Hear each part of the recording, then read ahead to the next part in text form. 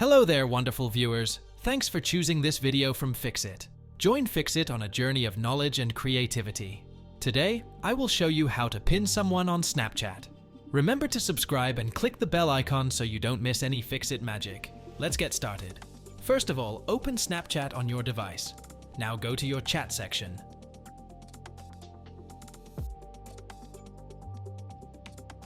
You will see all your friends here. Now long press on the chat you want to pin. The first option, pin as your number one BFF, tap on it. When you tap on it, you will see to use this feature, you will have to subscribe.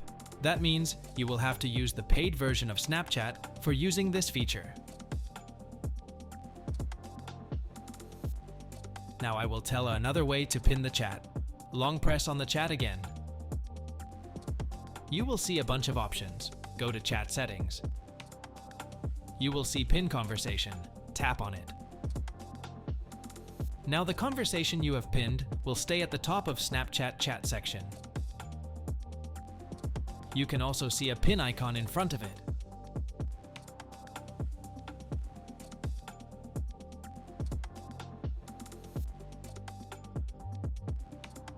Did this video help you? Comment below if I fixed your problem. Hit the subscribe button for more tutorials.